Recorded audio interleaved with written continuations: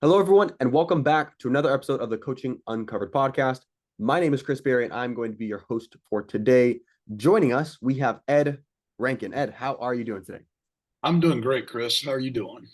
I'm doing amazing, enjoying my 2 days after Christmas and excited to Yeah, there you talk go. about some coaching businesses. So, before we jump into specific questions about your business, what you have done, can you just give everyone that's either listening or watching an understanding of what you coach people on? Yeah, the majority of my work is with senior executives and their teams around leadership issues, helping them become more effective leaders. And most of the work I do is one-on-one with executives. Occasionally, I get asked to do something like a team building intervention or something like that. I did a couple of those last year. But most of the time, what I do, what I really enjoy doing is just helping one-on-one people. I tell people I have like the best job in the world because I get paid pretty well to help people, and it's like I love it, right? Yeah. And it's just a lot of fun. I feel like I can have a big impact on organizations and individuals in their lives and help them become more successful. It's just I really enjoy what I do. That's what I love, and I know. Okay, I said I wasn't going to keep the tangents too much, but I'm going on the first tangent in the first minute. But one of my That's good. one of my favorite things that I enjoy about coaches and about this industry and everything, it's exactly that. It's the desire to help, it's the desire to serve, it's desire to uplift others, and at the same time, as you mentioned, we get rewarded very handsomely to go ahead and do that. But that's what I always just would describe to people when I actually first got involved in this industry. They say, "Oh, what do you do?" I'm like, "Look, I help people go from where they are now to where they want to be, and make that decision, make that jump, and get the change inside of their life. They get paid very handsomely to do that, and so that's what one thing I love, and also just the sentiment of it's a very common thing, amongst the coaches to kind of have that. So it's Yeah. fun. I So mean, there'd be no reason, I think there'd be no other reason to get into this profession other than that. To me, I wouldn't know why you would be here if you didn't, if that wasn't your motivation. yeah, And it's just a lot of fun. And, it's one of those things where I get to learn a lot too, because I work with people in different industries and different functional roles within those industries. So I'm constantly learning myself, which is really fun. And I think as I learn more about other different industries, I'm able to bring that knowledge into my other coaching conversations. So a lot of the stuff I learn within, like for example, I'm working with an executive in a big property and casualty insurance company today, and so a lot of things that are going on there, I see reverberations of some of the things they struggle with in some of the other industries that I work with. Like I just finished an assignment helping a guy prepare to be CEO of a large health insurance company, and so they're two very different industries, property and casualty insurance, health insurance, but you see a lot of similarities there. So I just it's fun for me. Great, yeah. great, great job. Yeah.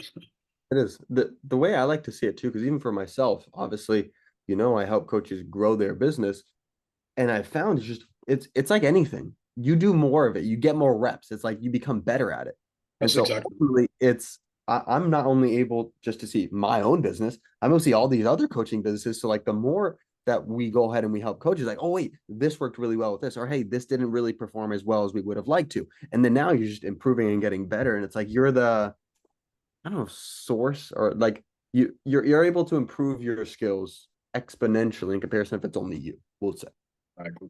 Exactly. Okay. So I know before we started recording and everything, you explained how, you're originally from North Carolina, you moved over to Dallas at 26, 27. And then you mentioned something how the city has changed, and the fact you used to be able to call and everything like that. I bring it up because I'm curious what made you get started in this space. And when you first came and you're explaining that you would, call some of these big executives, is that how you got into it? Or what was that journey? No, that's a good question. Well, no, I had when I came to Dallas, I was a human resource management professional with one of the large banks based here, Okay. and um, and uh, and so, but I stayed in the corporate HR world for the first 10 years of my career, I guess, Mm, and then some things happened, changed my life, and I had a desire to create a business to try to create some wealth for myself and my family. I have children, and one of my kids was born with a lot of challenges, and so I felt like one of the things I needed to do was to try to create some wealth that I could leave behind for him because he will need some financial assistance for the rest of his life. And so I got into the consulting world to kind of learn what that was like. And then I saw an opportunity to create a company. And so I did that back in the mid 90s and operated that for about 10 years. And then we sold that company. And as I was kind of thinking about what I would do next, I talked, a lot of my clients for that company were HR leaders for large corporations. So I called a few of them and said, you know, I'm selling the business. Here's how it's going to impact the work that the company does with you. And what advice would you give me? And I'm thinking about what I do next. And several people said, Ed, you're all, this is back in 2005, 2006. You ought to think about this leadership development thing with the baby boomers retiring. There's going to be a gap there, and we're seeing a need for to help executives accelerate their development. And I didn't know much about coaching at the time, so I started doing some investigation and learned that coaching had become kind of a real, from most large corporations, become an integral part of their leadership development strategy. And so I looked around and found a great program to learn. So I completed a year-long graduate program in coaching. And then I stayed with that university and enrolled it over into a doctorate in human and organizational systems. And I've been doing coaching now exclusively, really since about 2007. Okay. And gosh, it's coming up on 20 years pretty soon. Huh? Yeah, that is So true. yeah, that So all you kind of seems like this seems like just a couple of years ago now, Chris. yeah, that is true. But So yeah, you kind so that's kind of the journey how I got here. Yeah. of, yeah. Well, it's funny how everything continues to morph and transform. It's not like it was just like, oh, I'm gonna become this, and that was it. It was like, okay, you started in this, and then you transitioned, and then you did this, and then it's funny how all of that happens. So Yeah. you've Well, when I obviously, started, I honestly, I was really apprehensive about my ability to actually do it because I Mhm, didn't when I first started. Yeah, because I didn't, as I got into the academic study and learning about it all, and we started practicing in our training, I started realizing, wow, maybe I do have kind of the right skill set uh, to do this well. And then you start. I remember my first client, real client, and I would just I we the first meeting I had with him. Uh, he really had a really meaningful an awareness. mm, And I walked away from that. Just I was walking on clouds. I'm like, man, I can do this. And I saw he was a guy, a 50-year-old executive running $1 billion division of a Japanese conglomerate here in the US and really struggling with a lot of stuff. And it became real clear in our first session, we uncovered some things that were getting in his way. And he hired me immediately. It was just an introductory session with mm, him. I was introduced by we had a common friend and yeah, who introduced us. And so and I left there thinking, okay, this is it. I knew then that this is what I was supposed to do. yeah, that's awesome. Yeah, and I hadn't So, finished the doctor at that point. I thought, okay, I'm going to do it. I'm going to go ahead and do this, and I'm yeah, committed to it. Yeah, yeah, so a PhD at age 60 is not easy to do, but yeah, it was no, worth for sure, it. Yeah, for sure. yeah, So you've been doing it. Obviously, you have a lot of experience doing this for, I mean, heck, just this part alone for coming up 20 years. And yeah. obviously all the other consultancy and everything else you did before. What have been some of the highlights or favorite parts of your business? And then what have been some of the most challenging parts, would you say, over the past years of you doing this? Wow, that's a really good question.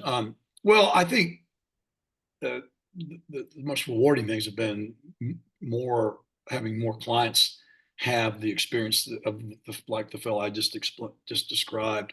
When Mm, you see your clients, um, you see them become more effective. You see them have realizations, uncover barriers that they didn't realize were there. and you see them developing strategies to get what they want, and you help them execute against those, and you see them grow. It's just so rewarding. Mm, And I mean, I could just do it all day long. yeah. And so that has been one of the greatest um, uh, rewards for doing this. And the challenges, I think there are quite a few actually, and I think, the COVID thing was really tough for him because prior to COVID, I was paid to actually meet in person with most of my executives, and it was not uncommon for me to fly, took a couple days a week to be on an airplane, literally fly to DC to meet with a Northern Virginia client, or fly to San Francisco to meet with some people out there. Or I had clients in Austin and San Antonio, or Austin and Houston, so flying back and forth. Um, and so I wasn't quite sure how this COVID thing was going to change all that. As it turned out, I think these applications like Zoom, which we're using today, and others have really helped. And I think everybody's kind of gotten over the mental hurdle of coaching can't be done, you know, uh, virtually. And so I've seen it work. So I think that was a big kind of challenge for the profession to get through that. I think one of the things that's going to impact coaching, and I noticed we're using Fireflies here, AI. There's applications that I've been experimenting with on Zoom to help me become more effective coaching. So, and a couple of years ago, I made some presentations to ICF, International Coach Federation chapters, around AI and big data and how that was all going to impact the profession. So I think that's the next thing that coaching as a profession needs to be aware of. And I don't think it's anything that's going to I think AI will replace coaching at some levels. I think um, I'm aware of some great tools that have been in development out there. Some have been in existence for a long time now, Mm, where you can really drive coaching to a smart device and and make it available to people who would otherwise not be able to afford a human coach. So I think that has is some value. I think uh, human coaches need to see how AI can augment and access and improve their offering. And I'm doing that now too. So I think the AI thing is probably the thing that we need to really pay attention to most. And then of course, in competence for growth, how do you grow your practice when there's so many people in the coaching profession?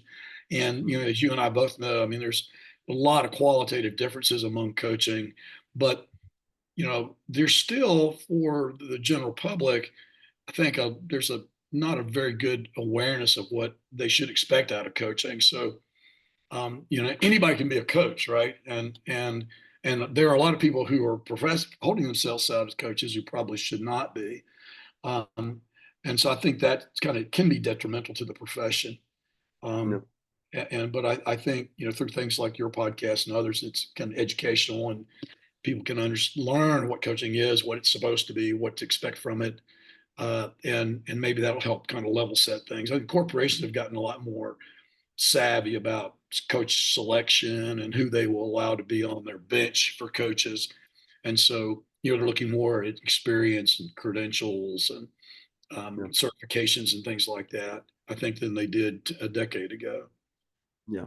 So yeah. And that's the hard part because there's obviously so many people out there that want to be coaches that are seeking to do right by people. And there's a handful that the optimistic side of me says, "Oh no, it's just all they're trying to help people." But there are some people that are just as you even mentioned. Why wouldn't you get in this profession if you weren't passionate about it? I think that there's some people that maybe the intentions are good, but it comes down to money in the end of, oh, I can make a lot of money and stuff. And a couple of bad actors, a couple of bad apples ruin the bunch. And so the overall sentiment behind coaching is that, oh, it could be a little scammy, or hey, it's not worth it, or it's just coach, like, they say, oh, it's just coaching, another coach's coach or whatever that is. And so ultimately within that, I mean, that's even the reason why I kind of got started within making TD Coach, of having this podcast, of the community, all of it, because there are people, such as yourself, it's hard to hide genuine feelings, an overall sentiment. I want to help people and do everything.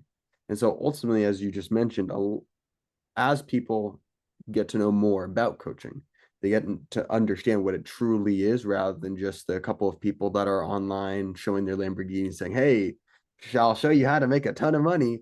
When they truly understand it, it's all that it really comes down to is just education.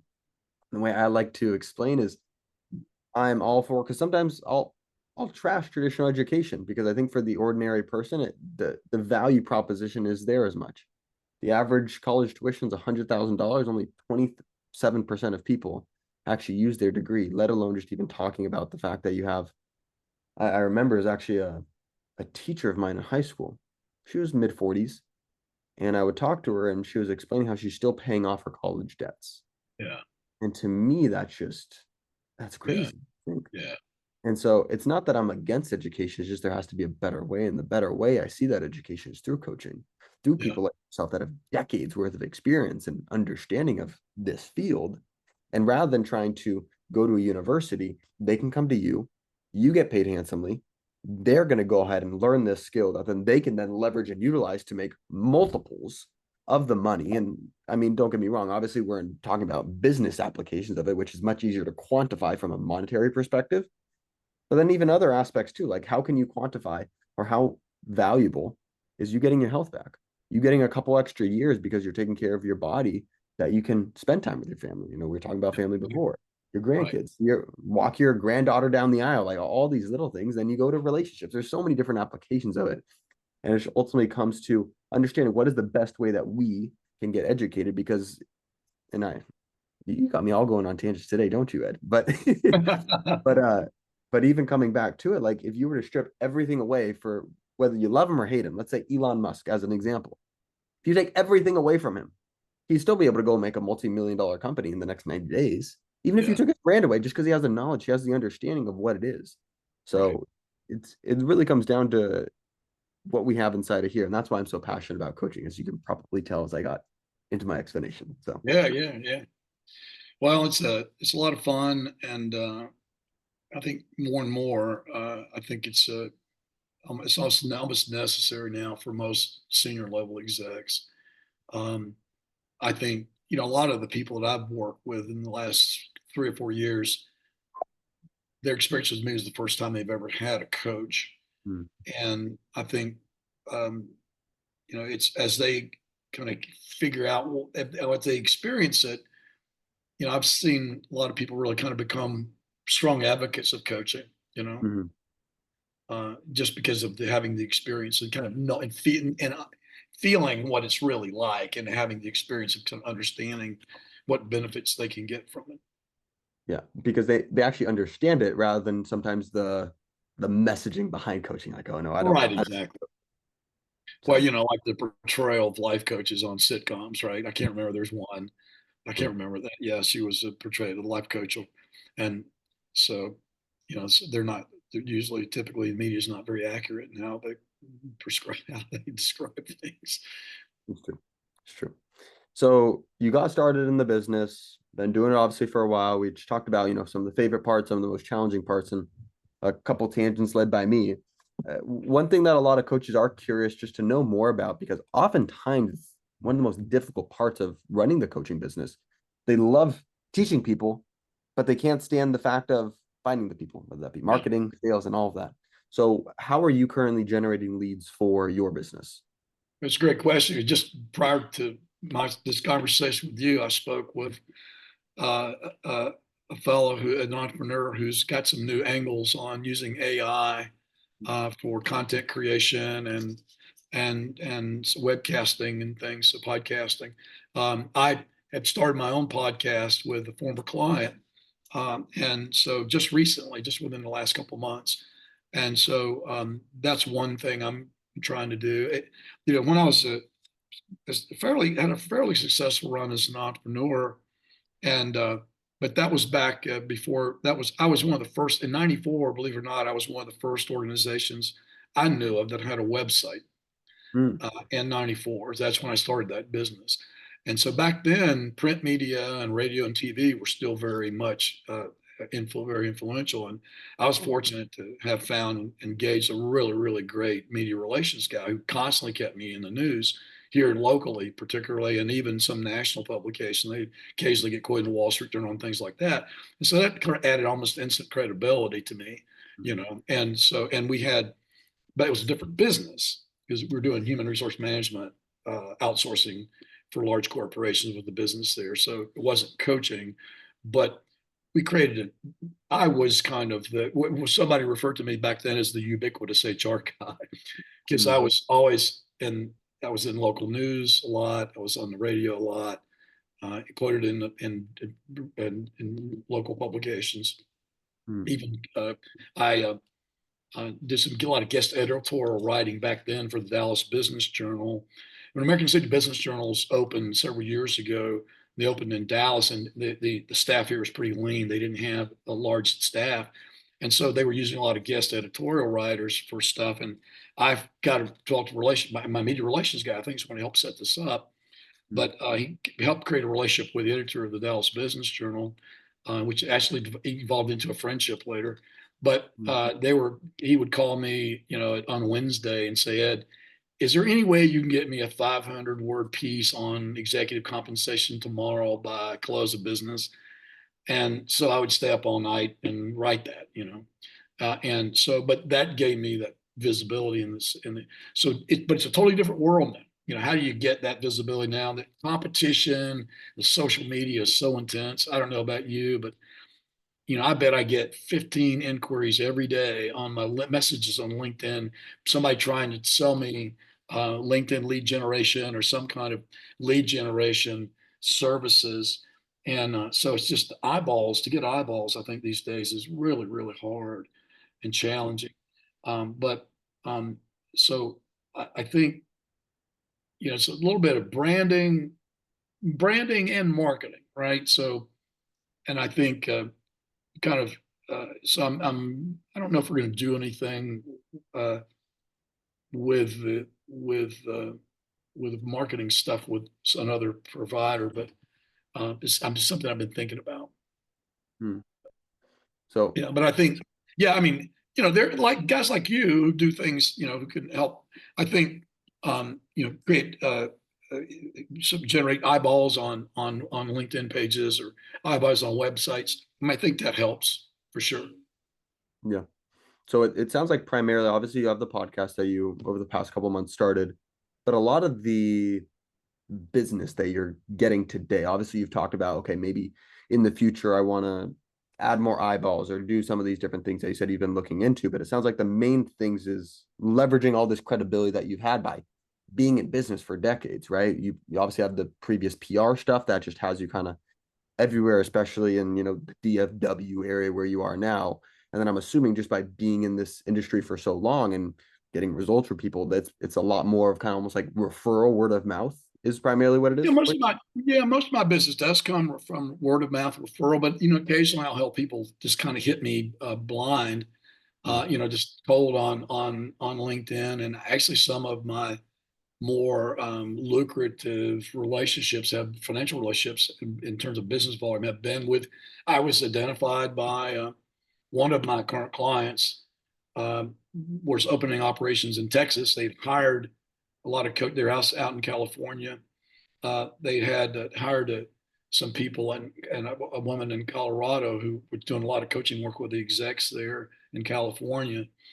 That they felt like they wanted coaches on the ground in Texas. Mm. And so she literally, they paid her to identify coaches for Texas. Mm. And so whatever, I met the basic criteria and we had a conversation. She referred me to them. And that's become one of my, from in terms of volume, one of my larger clients Mm. um, right here. And I've had a few pretty good um, relationships that have people have found me on LinkedIn, Mm. just using Okay. LinkedIn search criteria. Yeah, yeah, you know, whatever criteria they're using, and Yeah. I've been contacted about. So, but I think so. LinkedIn's for me has been good. You know, that's because I'm primarily interested in being hired by the corporations, not the individuals, Mm. and so it just works better for me for in a variety of ways.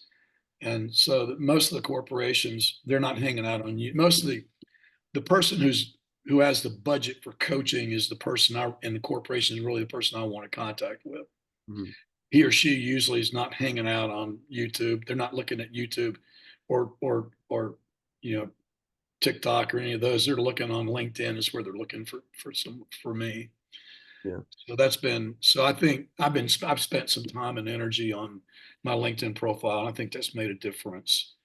Yeah. Uh, and so I would recommend that to other coaches. If you haven't fully exploited that, certainly do that. Yeah. Hmm. So LinkedIn sounds like a massive tool. Obviously, I know you just mentioned I recommend that you dedicate the time to make a solid looking profile just for people are going to look you up and everything. So let's say you've gotten someone from LinkedIn or any other medium that they say, "Hey, Ed, I'm interested. I saw your profile. I'm interested in having a chat." What does that process look like in actually taking that lead into actually like this is a paying client of mine? What's that entire sales process that you walk people through typically? Sometimes it's been really interesting. Like one, been a very good client. She's a human resource executive. I did some work for her when she was at her previous employer. She's changed roles now and has contacted me again about helping her at her new with her new at her new place of work. And she hired me off of a phone call Hmm. the first time. Yeah, I literally believe. I think I think I saw like I responded to a LinkedIn message from her on a Sunday, Hmm. and I think she called me like Monday morning, like at 8 o'clock, Yeah. and then she hired me over on the phone without ever actually meeting to work with Hmm. one of the executives with her employer. So and that has and that assignment went well. He did well. They asked me to work with another woman there. She did well. Um, this HR executive said has now moved to another company, and she's got me in the queue to work with one of their execs. So, Hmm. and she and I have met personally now since then, but uh, sometimes you get hired without even actually meeting the person. It's been kind of Yeah. unusual. Yeah. Yeah. I was about to ask that question because obviously you say that you prefer to be hired by the corporations, not Yeah. necessarily by the individuals. Many different reasons, I'm sure, from the fact of obviously deeper pockets. They are wanting to develop and invest in their personnel and everything. What are some, because even as I just kind of reflect, some of the difficulties that come within that is, for example, in this one instance, like this woman hires you, but this isn't the person who you're going to be doing the coaching for. It's this guy or woman that's the executive over here. Like, how does that work? And do you find that it causes some difficulties or challenges because this person isn't as bought in because they didn't pay for it or they don't want the coaching, but their superiors telling them, oh, well, you need to do that. Well, yeah, you make a really good point, Chris. But I think typically I'm not. What would happen is um, the the HR corporate whoever's vetting the coach Mhm. would pick a couple of people and Mm. ask the potential coachee to visit with each of them and then make a decision. Yeah. And which I actually recommend that. I mean, although I think sometimes a coachee, if they've not experienced coaching before, they really don't know the right questions to ask. Mm. They're more thinking about, do I like this person? Do I like this potential? Uh, and do I feel compatible with him or her? And and I would argue that sometimes that's not always that important.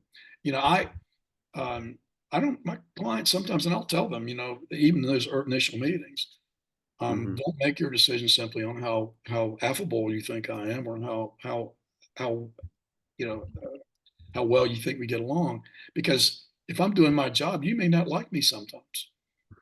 I Yeah. mean, I may push you in a session that you might think you might hang up the phone and say, "Damn, I don't like that guy at all."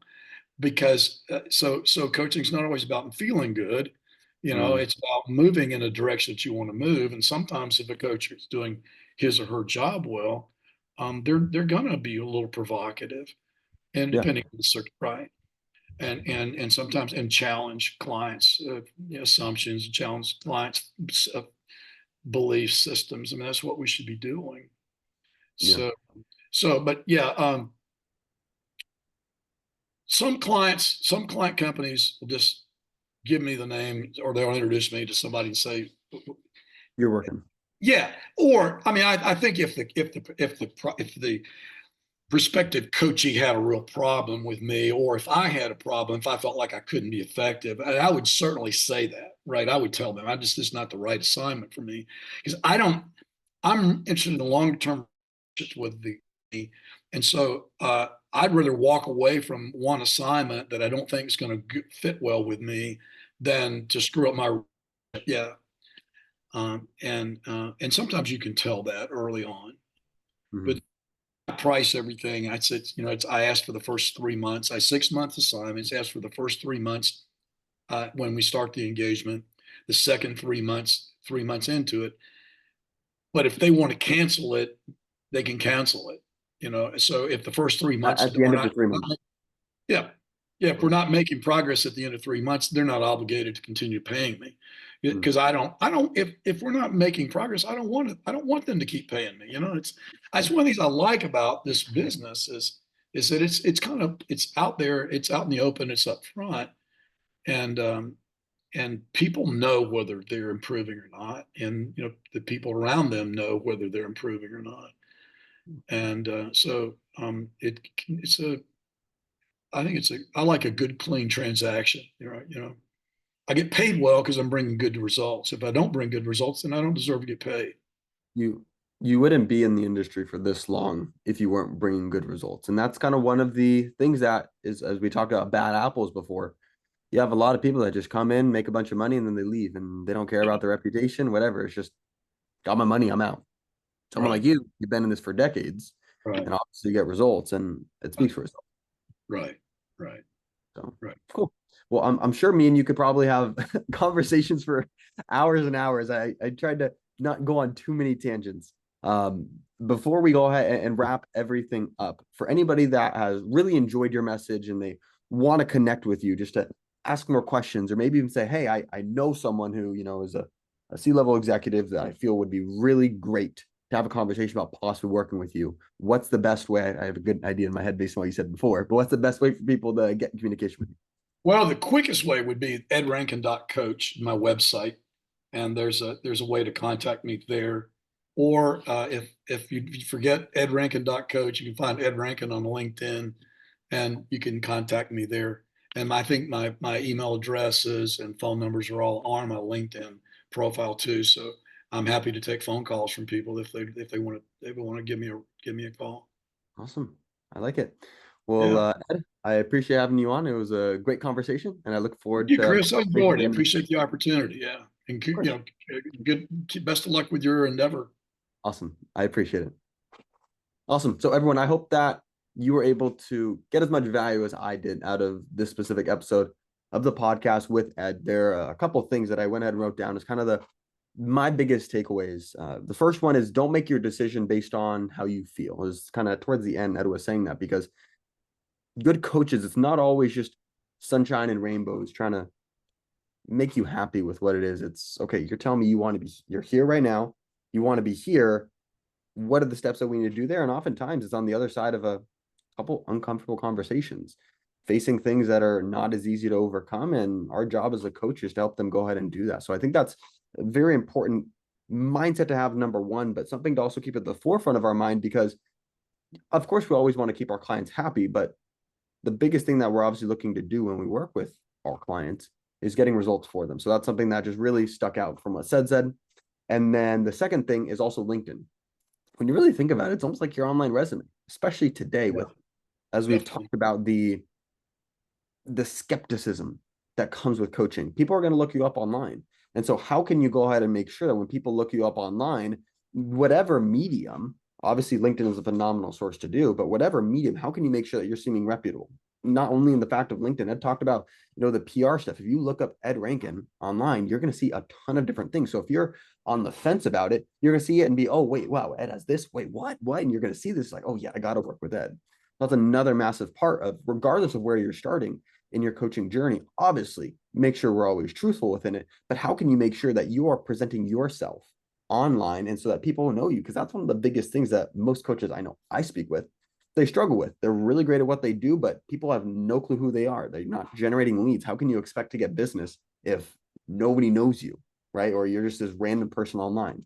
So that was the second thing that I really took away of Ed expressing, hey, you got to go ahead, and he's expressed his PR piece, number one, but then number two, the thing about he recommends all the coaches go ahead and get their LinkedIn set up. I think it's a very smart piece of advice. So those are two of the biggest things that I took away from the call with Ed today. If you did enjoy this episode, make sure to go ahead and drop a like. If you would like to see more episodes like this, subscribe, and we'll see you guys on the next episode of the Coaching Uncovered podcast.